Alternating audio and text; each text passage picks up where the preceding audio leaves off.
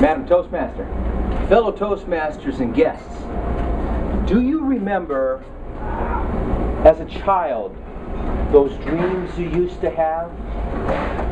Those dreams of what you were going to be like when you grew up? Maybe dreams like being a fireman or a pilot, or maybe big, huge dreams like being an astronaut and flying in outer space. Do you remember that? Yes? This story tonight, ladies and gentlemen, is about a farmer that was convinced just by a voice to build this field, this baseball field. And this voice came to him and he said, build it and they will come. Just build it. And this voice also came to him, so he built this field actually in his cornfield. And out of the blue, ghosts, or even shadows, if you will, started coming out of the cornfield and playing baseball in this field out of the blue. The voice came back to him and he said, go find this guy from the 1920s. His name is Archibald Moonlight Graham. He never fulfilled his dream. He always wanted to play in the major leagues, and he never did it. He was a very sad man. As a doctor, Mr. Archibald, he practiced so hard his whole life playing baseball. He played baseball ever since he can remember. Through school he played baseball. Every chance he could he played baseball. And when he finally got a little higher, he went in the minor leagues. In the minor leagues, he was there, he practiced and he practiced and he practiced as much as he possibly can. But he was on the bench most of the time.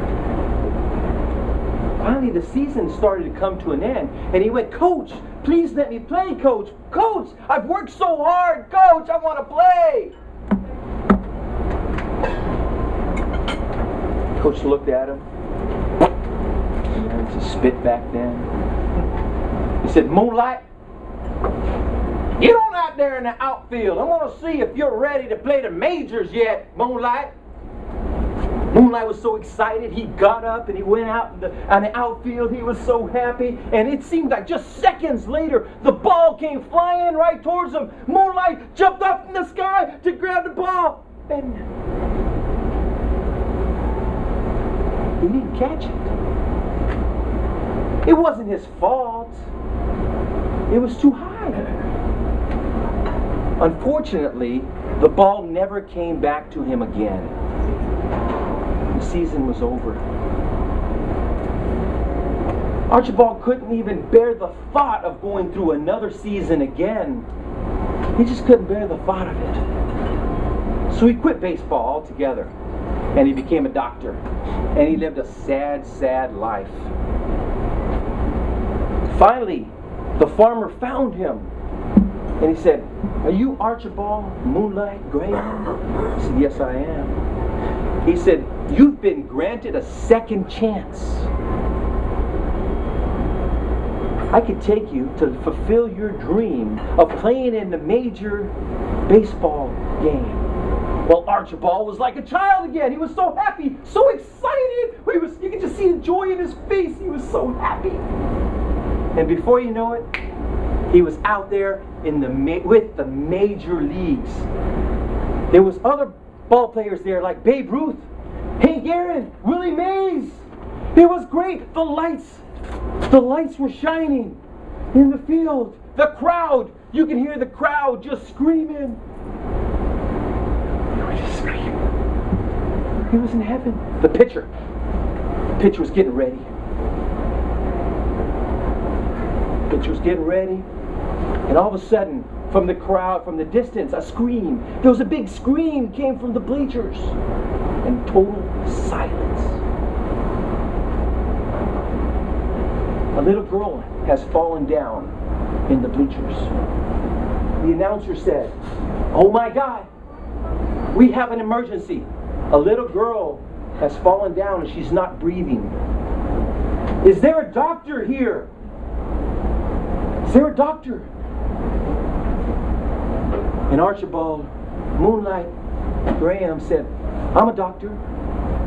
The problem was, if he crossed the foul line, he would instantly become a doctor again, and he would not be able to fulfill his dream. He looked at the foul line, didn't even give it a second thought. He rushed to the little girl, he picked her up, he hit her on the back a couple of times, and he dislodged a piece of hot dog that was stuck in her throat. He saved her life. The Field of Dreams was built so that people can fulfill their lifelong dreams. It was at that very moment Archibald realized that as he caught that ball back in the minor leagues, that he would not have been able to save this little girl's life. And he wouldn't have been able to deliver all those babies and help those thousands of other people as a doctor. And for the first time in his whole life, he was at peace.